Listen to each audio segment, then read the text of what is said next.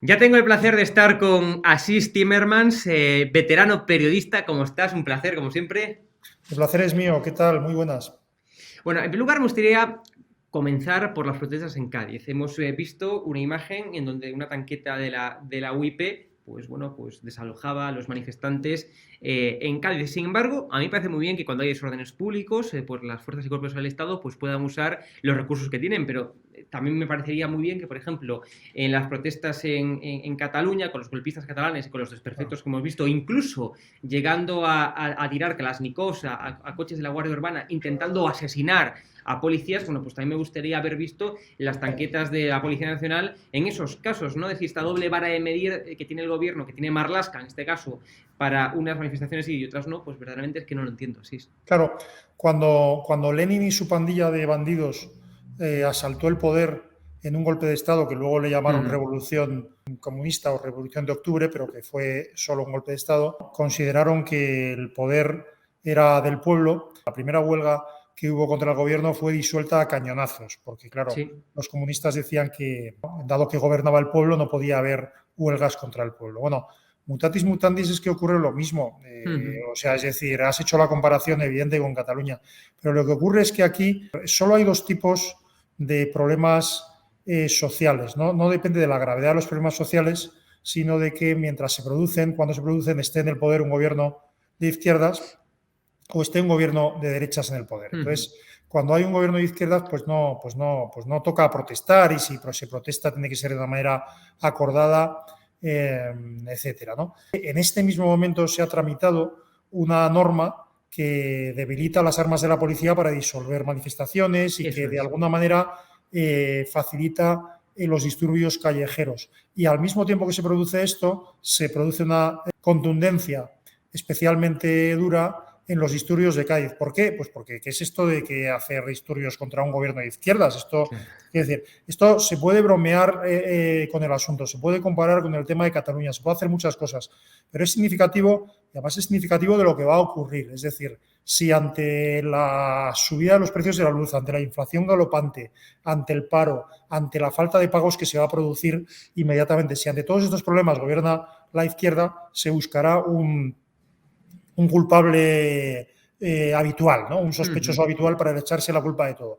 Y sin embargo, si cambia el gobierno de derechas, la conflictividad social se disparará brutalmente y la violencia en la calle se disparará brutalmente. Más nos vale a todos que empecemos a preparar todos esos escenarios y sobre todo a cambiarlos. Claro, pero esto es muy importante lo que tú dices, Asís, porque lo que estamos viendo es que incluso es que gobiernan a base de propaganda, pero es que para todo. Es decir, para falsear los datos económicos, si esos 20 millones de afiliados, si el crecimiento del casi 7%. Es decir, digamos, actúan en base a propaganda, pero también impiden, ¿no?, que, por ejemplo, manifestaciones en contra del propio gobierno pues puedan salir en prensa para que eso no afecte a la propaganda que están lanzando. Es que es un tema de control. Tú preguntas por qué la luz está ahora mismo tan tremendamente Mm. cara y, por supuesto, la culpa la tienen las compañías eléctricas, que son todas unas malvadas. Y ya está. No importa que el 60% de la factura sean Claro. impuestos, no importa que el mix energético haya sido decidido por el gobierno, no importa que sea el segundo sector más regulado de la economía española, no importa nada de eso. Entonces, ¿quién es el culpable de las cosas? Quien determina el poder político. Y como ese ejemplo que pongo, igual ocurre, estás citando, ¿no? Entonces, bueno, la represión de los disturbios se producirá según quien gobierne y según cuál sea la Y intención te, del disturbiante. te digo una cosa así, es que la culpa no solamente es del gobierno, que también es mucha culpa también de nuestros compañeros periodistas. Es decir, que tú puedes ser un periodista muy progre y muy de izquierdas, pero ante mentiras constantes que vemos por parte de este gobierno, ante datos falsos, ante hipocresía, etcétera, yo creo que una persona realmente tendría que reaccionar, no decir, mira, yo soy muy de izquierdas, pero ante esto yo no puedo callar, esto es una mentira que está diciendo el gobierno, pero no. Prensa, y eso, bueno, en fin, tú lo sabrás mejor que yo, hay una sumisión de los medios por una parte, o de muchos medios por una parte, y luego por otra parte me imagino que también habrá un problema, digamos, no sé cómo llamarlo, es decir, los periodistas que acuden a las ruedas de prensa del poder, Efectivamente. bueno, pues yo me barrunto que no son del todo valientes a la hora de plantear cosas que le puede crear medios no al político o al responsable público al que están entrevistando, sino a ellos mismos con su medio. Me da a mí la sensación de que en este momento los periodistas, el problema no es que sean jóvenes, porque un periodista joven con mucha frecuencia es mejor y más valiente. El problema es que son periodistas que no quieren tener líos con sus medios y lo que quieren sus medios es sumisión. Y unos por otros y la casa sin barrer, quiero decir, porque el asunto es control. No se puede controlar el poder si no hay una prensa libre y la información verdaderamente no llega en libertad a los ciudadanos. Eso falsea la democracia. De hecho, sin ir más lejos, los propios fundadores de la democracia, podemos decir así, ¿no? Es decir, por ejemplo, Montesquieu, separación de poderes, los politólogos, como por ejemplo Robert Dahl, ¿no? Con las poliarquías, etcétera, desde luego, si estudian y ven a España, ellos tendrían que determinar que no vivimos una democracia. La democracia no es un término absoluto, porque de alguna manera hay grados y, claro, al final la democracia, ¿qué quiere decir? ¿Que gobierna el pueblo? Pues aquí gobierna el pueblo, pues en fin,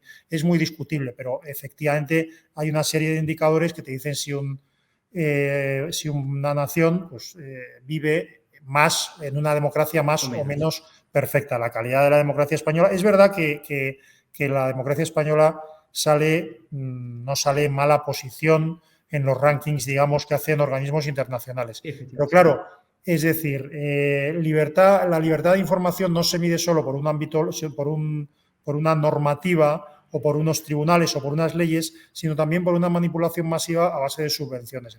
Sabes tú mejor que nadie que para los medios sumisos hay muchísimo dinero, no solo en subvenciones directas, sino en publicidad institucional, etcétera, etcétera, y sin embargo para los medios que no se someten al poder o que son disidentes, pues no hay nada, ¿no? Es que esto es muy interesante, Asís, porque a nosotros, los periodistas, pues no nos ponen una pistola en la cabeza para que digamos cosas, no nos meten en la cárcel por decir otras tantas, pero claro, si al final tenemos un medio de comunicación o dirigimos un medio de comunicación y al de al lado lo riegan con publicidad, con millones por parte del gobierno, y a nosotros porque decimos estas cosas, pues no, pues a veces intentamos moderarnos y variar un poco para también recibir esa función. Es decir, aunque no nos pongan la pistola, como sí que puede ocurrir en países como Venezuela y demás, aquí sí que hay una especie de control o coacción vía esas subvenciones.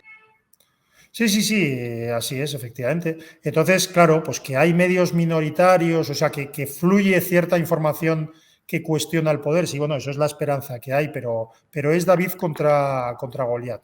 Eso es así. Y habría que poner unas normas muy claras sobre la relación del poder con los medios, porque verdaderamente, o sea, si los partidos políticos ya no tienen una estructura y funcionamiento democráticos, porque eso es así y lo estamos viendo cada día, si además de esa pata de la democracia, la otra pata que está de los medios, pues digamos que es una pata un tanto imperfecta, pues no vamos en buen camino. Y otro de los indicadores, podemos decirlo, que España no tiene una democracia perfecta es ver que uno de los socios principales del gobierno es Bildu, es un partido, digamos, proetarra, es ETA, podemos llegar a decirlo, ¿no? Es decir, desde el punto de vista en el que su líder, Otegi, estuvo en la cárcel por ser un alto cargo de ETA, o que muchos diputados en el Parlamento Vasco de Bildu pues han pasado por la cárcel por pertenecer a ETA. Es decir, al menos proetarra o filoetarra podemos decir que es Bildu, claro, y nos estamos encontrando que es uno de los principales, por no decir el principal apoyo o sostén que tiene el gobierno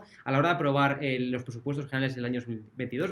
Es increíble. Yo creo que he comentado más de una vez en este programa que a mí lo que me escandaliza de eso, o sea, no es la actitud de Pedro Sánchez o de la cúpula del Partido Socialista pactando con Bildu, porque en realidad eso, o sea, es que ya lo sabíamos, o sea, son capaces de cualquier cosa y les parece bien pactar con los etarras.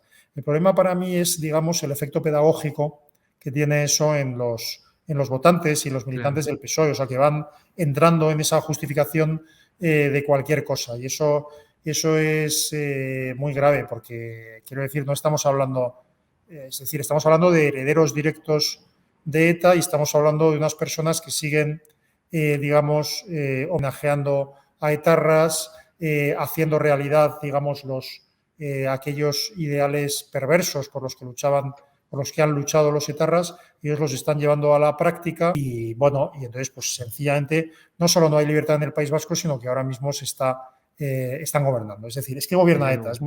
Y bueno, y como colofón Asís, poco a poco conocemos más y más sobre ese Como modus colofón operandi. a esta alegría que Sí, estamos sí. Sí, transmitiendo. desde luego, porque madre mía, hoy está siendo una Perdón. entrevista. No, no. Pero es que, no, pero es que este es el presente de España. Es que al final, claro, que a veces queremos mostrar noticias un tanto más agradables, lo que sea, pero es que el presente de España es este. Es que no podemos variar lo que es la más pura realidad, ¿no? Y como estaba contando, es decir, hemos conocido que Podemos contrató a un guardaespaldas de Rafael Correa para espiar a su equipo informático. Yo, sinceramente, es que estamos conociendo cosas a través de esos papeles que aporta el Pollo Carvajal, lo que dice uno, lo que dice el otro. Esto es un modus operandi completamente mafioso. Claro, pero es Es que mafioso, Asís.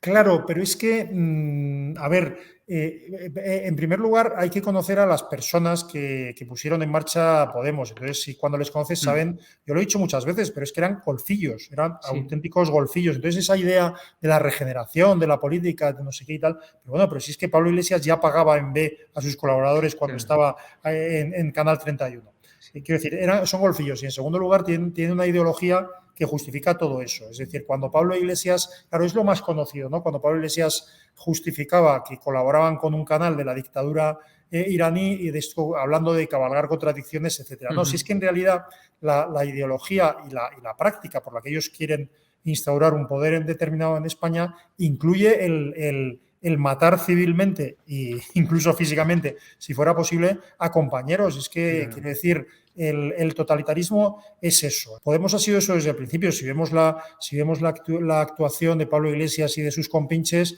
pues con Luis Alegre, con todas las Ujú, personas que estaban en primera fila. Es decir, cuando dejan de servirles, hacen cualquier cosa. El problema en el equipo de jurídico de Podemos hasta hubo, y eso lo sabes tú, hubo un momento en el que se sí, sí. montó un caso falso de acoso sexual contra una miembro de Podemos, porque, ¿para qué? Para descalificar o para echar o para anular a un abogado Al que estaba desabogado, sí. denunciando el A comportamiento. Calvente. Yo te voy a dar un consejo, lo único, pero si te cruzas con Pablo Iglesias o con cualquiera de estos, haz lo que le digo a mis hijos, cámbiate de acera inmediatamente.